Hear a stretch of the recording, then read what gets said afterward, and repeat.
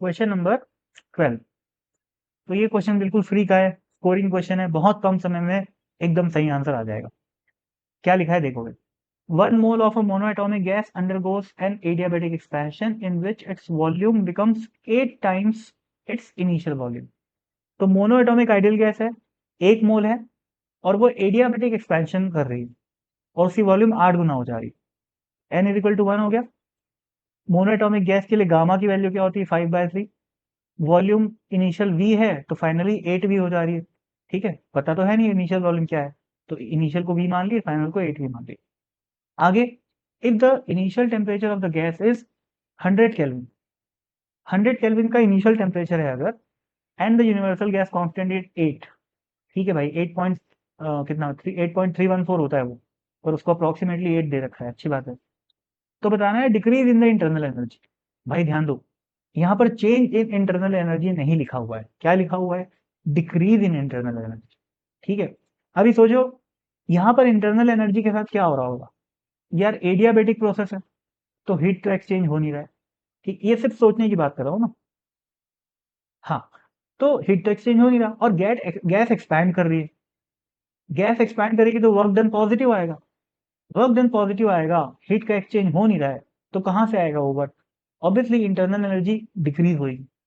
ठीक है, तो अगर मैं चेंज इन इंटरनल एनर्जी की बात करूं तो वो तो नेगेटिव आएगा, इसीलिए इस क्वेश्चन में चेंज नहीं पूछ के डिक्रीज पूछा हुआ है, क्योंकि हमें यहाँ पर आंसर पॉजिटिव देना है।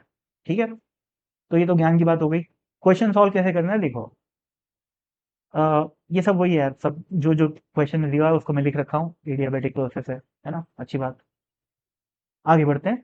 अब एडियाबेटिक प्रोसेस में मेरे को क्या पता है कि पीवी का power gamma is equal to constant होता है। अब कुछ लोगों को टी और टेम्परेचर वॉल्यूम में रिलेशन डायरेक्ट पता होता है, मेरे को तो पता नहीं है। एग्जाम में मेरे को लगता है कि ये भूल जाता हूँ मैं बार बार। तो मैं तो पीवी का पावर गामा याद करता हूँ और फिर मैं उससे डिराइव कर लेता हूँ कि टेम्परेचर और वॉल्यूम में क्या रिलेशन होगा। तो प्रेशर की वैल्यू क्या होती है, N R T by V into V का power gamma is equal to constant. तो इससे क्या आ जाएगा, टी इंटू वी का power gamma -1 is equal to constant. खत्म। तो यार इतनी सारी चीजें याद करने से अच्छा मैं तो ऐसा ही करता हूँ हर बार, भले इसमें 10-20 सेकंड वेस्ट होता है, बट मेरे को याद नहीं होता तो मैं ऐसा ही करता हूँ। अगर किसी को ये डायरेक्ट याद होता है तो इससे अच्छी कोई बात ही नहीं है ना। चलो भाई, तो टी इंटू वी का power gamma -1 is constant in adiabatic process.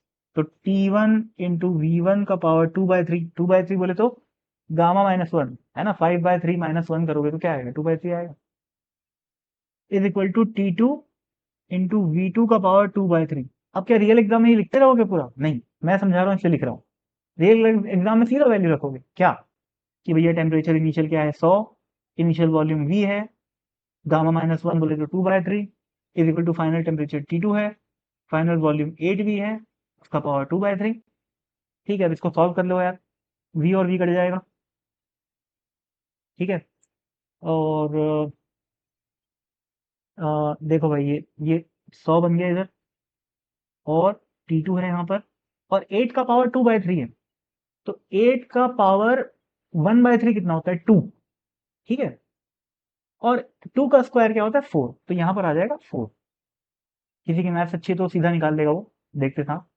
तो इसको सॉल्व करोगे तो T2 की वैल्यू आ जाएगी 25।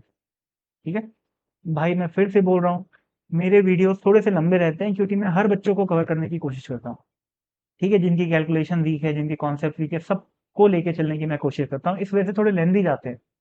पर मैं गारंटी दे सकता हूँ, एक टीचर आपके सामने अगर लाइव क्वेश्चन को सॉल्व करे तो कुछ तो बेनिफिट मिलेगा ही यार।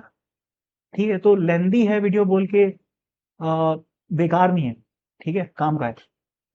चलो ठीक है, हाँ एक बात मैं बोलता हूँ कि अगर ज्यादा ही झिलाव लग रहा होता है तो 1.25 या फिर 1.5 में देख लिया करो, इतना कर सकते हो, है ना। चलो आगे बढ़ते हैं। अब भाई इनिशियल टेम्परेचर 100 था और फाइनल टेम्परेचर 25 आया है, तो डेल्टा यू क्या होता है, डेल्टा यू होता है F/2 NR डेल्टा टी। इसकी वैल्यू एग्जाम में सीधा पुट करेंगे, और वो भी मॉड लगा के। ठीक है, क्योंकि चेंज पूछा हुआ है, सॉरी डिक्रीज पूछा हुआ है, तो आंसर मॉड में आएगा।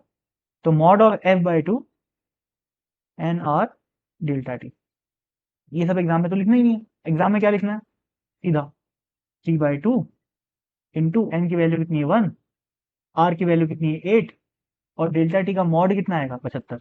डेल्टा टी तो -75 है, पर डेल्टा टी का मॉड क्या आएगा 75। इसको सॉल्व कर लो यार, ये कितना हो जाएगा 4, 4 इंटू 75 300, 300 इंटू 3 कितना आ गया 900। आंसर। बहुत कम समय में इस क्वेश्चन का आंसर एग्जाम में निकाला जा सकता है। ठीक है।